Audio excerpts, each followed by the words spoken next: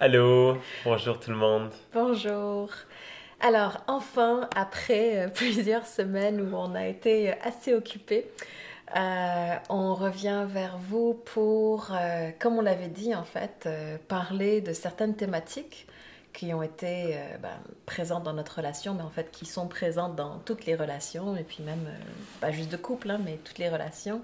Avec soi, avec le monde, dans le travail et tout. Là. Fait que on avait fait un sondage des choses qui étaient présentes chez nous pour chacun de nous. Puis finalement, le thème qui est revenu le plus, là, c'était justement comment naviguer les patterns qui remontent, les schémas, les choses qui remontent dans notre vie, qui sont inconfortables, qui nous font du mal, et comment naviguer ça.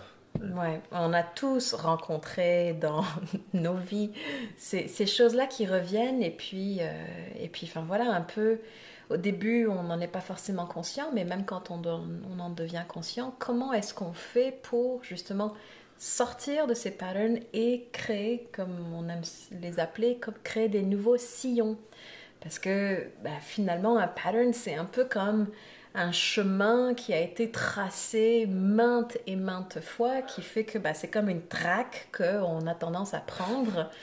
Et puis comment faire pour sortir de cette traque, puis créer de nouveaux chemins, de nouvelles façons d'être, de nouvelles habitudes, de nouvelles... Il y a des deep grooves. Puis des fois, on circule là-dedans, puis on s'ancre davantage dans les grooves là, qui sont pas très saines. Donc, j'aime ça visualiser là, qu'on se prend, là, on se tasse, on fait, puis on commence à créer des nouvelles, des nouveaux sillons, des nouveaux grooves là, pour pouvoir créer un chemin qui est plus sain, qui est juste dans le moment et pas qui date des blessures d'enfance ou quoi que ce soit. Mhm. Alors, la première chose, quand on s'en parlait tantôt, qui nous apparaissait comme une évidence, mais qui demande déjà, à mon avis, la majorité du travail, Hmm. c'est de reconnaître quels sont nos patterns, quels sont, justement, c'est quoi ce chemin qu'on prend encore et encore. Comme par exemple, vous avez probablement déjà remarqué que même si vous changez de personne dans vos relations intimes, il y a les mêmes thématiques qui reviennent, euh, les mêmes dynamiques qui reviennent, les mêmes blessures qui sont déclenchées. Et ça, donc, ça demande déjà de reconnaître quels sont les patterns qu'on est amené à revivre. Puis, tu sais, juste ça, on pourrait passer 3 heures à en parler parce que... Ouais, on veut commencer à condenser, to make it more concise, toutes les informations, les choses qu'on souhaite partager, discuter, puis fait que ouais, on essaie de condenser ça pour que ce soit vraiment dans l'essentiel. Ouais. mm. Mais c'est ça, ça demande déjà donc de reconnaître nos patterns, ça demande finalement cette capacité à s'observer, à être avec soi-même, à vraiment se regarder avec beaucoup d'honnêteté euh, et de, comme tu disais, déjà de cesser de remettre la faute sur le dos de l'autre ou des Ouais. autres ou de la vie ou des situations ou du boss ou de la mère ou du père ou de la sœur ou du frère ou peu importe. Ouais. Euh, Ouais, dès on rentre dans l'énergie de blâme, c'est là où euh, on, on cesse de reconnaître ou on peut même pas se permettre de reconnaître c'est quoi notre rôle dans notre vie. Donc même si on a des choses très difficiles et certaines personnes qui sont peut-être pas très gentilles ou saines ou nourrissantes dans notre vie, euh, on a toujours un rôle à jouer. Comment on réagit, comment on répond, comment on navigue tout ça. mhm, Donc dès qu'on est dans l'énergie blâme, ça se goûte, ça se ressent. Donc ce serait une des premières choses qui touche la majorité des gens, qui touche nous, moi aussi, c'est que ça a été beaucoup dans mes relations, c'est de vouloir blâmer l'autre pour notre inconfort, pour ce que je vis. Euh, Et même si l'autre, effectivement, peut avoir un rôle à jouer là-dedans, certainement. Ben, nous, juste le fait d'accepter, de continuer à interagir, de continuer à être en relation, de continuer à choisir, de garder une proximité avec cette personne, alors que ce soit notre partenaire ou enfin, des amis, ou enfin, peu importe, on fait déjà ce choix-là de continuer à interagir. Donc déjà, rien que là-dedans, on a une certaine responsabilité. C'est pas d'être un doormat et d'excuser des habitudes abusives ou quoi que ce soit chez les autres, mais ouais, de choisir si on veut continuer avec ça ou si on tout simplement dit, on pose notre limite. Ça, c'est pas acceptable pour moi. Donc, ça l'amène à une des thématiques qu'on discutait puis qu'on parle beaucoup dans notre relation, c'est celle des précédents. Quels sont les précédents qu'on souhaite créer, qu'on est en train de créer à chaque instant. Puis c'est de voir, dès qu'on a une interaction qui peut être malsaine, ben c'est de poser une limite, soit avec soi-même, de dire « Oh wow, j'ai fait quelque chose qui n'était pas correct, qui semble pas juste », ou bien de chez l'autre, et on en discute. Dès que ça l'arrive, comme ça l'empêche de créer ce précédent, ces grooves-là, ça l'empêche d'aller dans une direction qui, même si on l'a peut-être navigué beaucoup, mais d'aller dans une direction plus saine. Et donc, ces précédents-là, parce qu'effectivement, Patrick en parle beaucoup depuis le début de notre relation, c'est vraiment quelque chose que tu as conscientisé pour moi. Ça nous demande de vraiment être super présent à ce qui est en train de se passer. Et cette présence-là, pour moi aussi, c'est ce qui permet de cultiver une plus grande conscience de soi. Et donc aussi dans cette capacité à, comme on le dit, de reconnaître nos schémas pour qu'au moment où ça commence à émerger, on fasse comme « Oh, ok, attends, ça je connais. J'ai déjà été là-dedans, j'ai déjà été dans ce genre de dynamique, dans ce genre d'énergie, parce que nos patterns, même si ce sont nos schémas, même si ce sont des schémas émotionnels ou relationnels, ce sont surtout et avant tout des schémas énergétiques.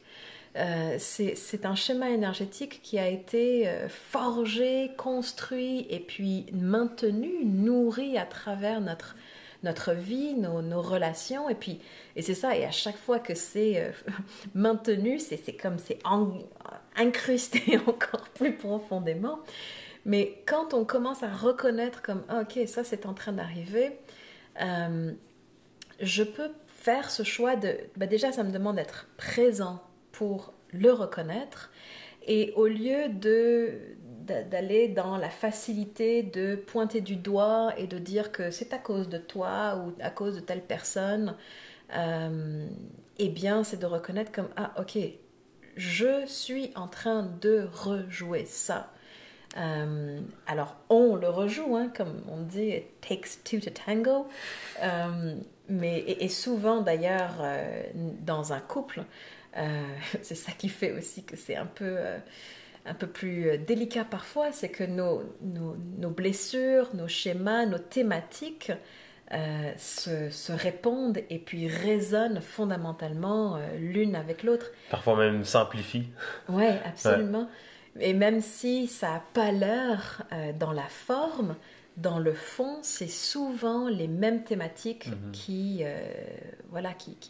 soudent et qui rassemblent deux personnes en relation comme ça.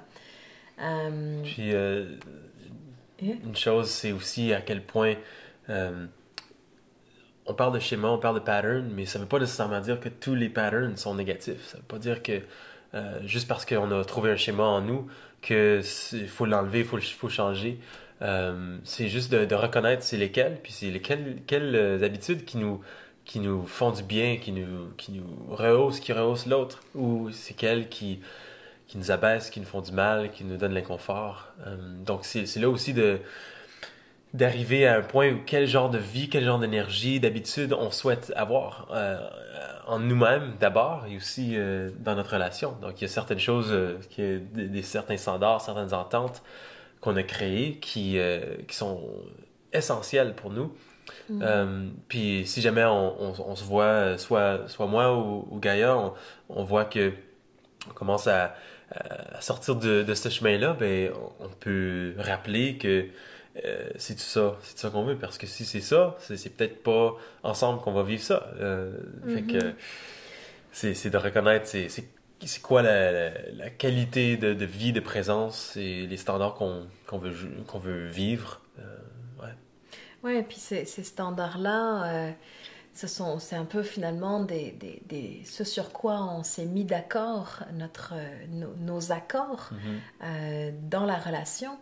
Puis ces accords-là, c'est vraiment, je pense, dans toute relation qui veut se vivre de façon consciente, c'est important de nommer ces choses-là. Et puis évidemment, on met en place ces accords quand on n'est pas dans un espace de réactivité, quand on n'est pas déclenché. Vraiment, ça peut se faire sur plusieurs fois, mais juste de s'asseoir et de se mettre d'accord sur qu'est-ce qu'on veut vivre. Je vais peut-être couper le chauffage parce que ça va faire... Pas trop avec les micros Ouais, ici. ok, d'accord. Donc c'est ça, donc de se mettre d'accord sur qu'est-ce qu'on veut vivre, comme dit Patrick, ces standards-là. Et donc ça suppose aussi, et ça nourrit tout ce principe de comment on fait pour naviguer nos patterns, c'est qu'on soit, nous, conscients de nos patterns parce qu'on a fait cette démarche intérieure, cette introspection, et qu'on commence à se connaître, qui fait qu'on peut déjà soi-même s'observer. Mais quand on a été en mesure de percevoir, de nommer, d'identifier certains de nos patterns, c'est de s'asseoir en relation et puis d'être transparent, d'être honnête, d'être vrai et de dire, voilà, je reconnais que j'ai ces schémas-là en moi, que j'ai tendance dans mes relations à vivre telle et telle chose, et qu'il y a des fortes chances que ça remonte entre nous. Puis... Ouais, ça, c'est des discussions qui se passent quand c'est pas dans les espaces de réaction et de déclenchement, parce que c'est pas juste comme ça qu'on se parle aussi, là. C'est pas juste ça. Ah, je reconnais que j'ai tel et tel et tel pattern. Mais quand on le vit, des fois, quand on le vit, on est tellement dedans que c'est envahissant. C'est pour ça que c'est important d'en parler quand on n'est pas dans le feu de tout du truc qui émerge, émotionnel, ouais. Donc, ouais. Oui, absolument. Mais c'est ça, c'est d'être en mesure de s'en parler de façon transparente, parce que dans la relation, ces choses-là vont émerger tôt ou tard. Et donc, si on a pris le temps de s'asseoir ensemble et puis de s'en parler de façon transparente, de façon honnête, et puis de dire, ok, mais moi, quand il y a ça qui arrive, j'ai tendance à être comme ça. Comment est-ce que toi, tu peux m'aider, soit à me ramener, soit à me rappeler, soit à m'aider à sortir de mes trucs. Donc, par exemple, pour donner un exemple plus concret, comme pour moi, une des énergies, des patterns qui revient, c'est cette énergie de sulkiness, un peu de bouder. Puis on a même, ce qui est intéressant, c'est qu'on l'a même nommé pour faire un jeu avec ça. Parce que quand je me sens plus bas, plus fatigué, que je suis pas content avec la façon que les choses y vont, soit intérieurement, autour de moi, peu importe c'est quoi, mais je ressens cette tendance de pas aller dans la colère, mais d'aller dans le découragement, un peu boudé, puis juste dire ouais. Puis c'est tellement j'aime tellement pas ça, c'est une énergie de victime un peu là, que dès que je le reconnais maintenant là, c'est de le flipper, puis on a même pour rajouter un peu d'humour puis de légèreté à ça pour pouvoir le faire bouger. On l'a même nommé. On l'appelle ce personnage qui arrive, là, on l'appelle Sulky. Puis là, Gaël parfois me dit is Sulky back? Est-ce que Sulky revient? Là? Puis je dis Puis une partie de moi, tu sais, il va être en réaction, dit non, je suis pas. Ben oui. Si je veux être vraiment honnête, là, c'est quand ok, oui, c'est présent. Donc maintenant que c'est reconnu, qu'est-ce qu'on fait avec? Puis c'est là où c'est utilement à moi, parce que c'est moi qui vis cet inconfort-là, c'est utilement à moi de me prendre et de me mettre dans d'autres grooves. Et dans ce cas-là aussi, c'est super aidant d'avoir une partenaire qui m'accompagne dans ce processus-là, qui me blâme pas pour être dans cet état-là ou me fait pas sentir mal. Encore pire que, tu sais, on peut s'entraider dans ces espaces-là de difficulté et vice-versa aussi. Ouais, puis c'est ça, et ça revient encore donc dans ce principe de se connaître suffisamment pour reconnaître quand des patterns émergent, des schémas, et puis des schémas de émotionnels, relationnels, et puis pas seulement de connaître et de reconnaître, mais d'avoir vraiment l'honnêteté d'y faire face, et ensuite de... Ça prend un certain effort, enfin, tu sais, je veux dire, on va pas se leurrer, là, de changer, de sortir de ces grooves, de ces sillons pour faire un nouveau chemin. Ça prend un certain effort. Et souvent, moi, l'image que j'utilise aussi, c'est que, imaginez dans la neige, quand s'il y a beaucoup, beaucoup de neige et qu'on se rend à un endroit, à force de prendre un chemin, bah, la neige est toute taponnée, donc c'est beaucoup plus facile de prendre ce chemin-là. Alors que si on veut créer un nouveau chemin ailleurs, bah, il faut refaire tout ce travail-là de marcher dans la neige, de la taponner. Et puis, au fur et à mesure qu'on trace et retrace ce chemin, bah, ça devient de plus en plus facile. Donc, ça demande un certain effort au-delà de la connaissance de soi et de la reconnaissance de nos schémas. Donc, ça prend de l'énergie pour naviguer, créer des nouveaux chemins et de s'enlever de chemin qui est bien plus facile parce qu'on l'a navigué plusieurs fois. Puis c'est là où c'est important d'avoir des pratiques pour cultiver l'énergie en soi, cultiver cette force intérieure pour pouvoir offrir cette présence, cette énergie à ce processus-là.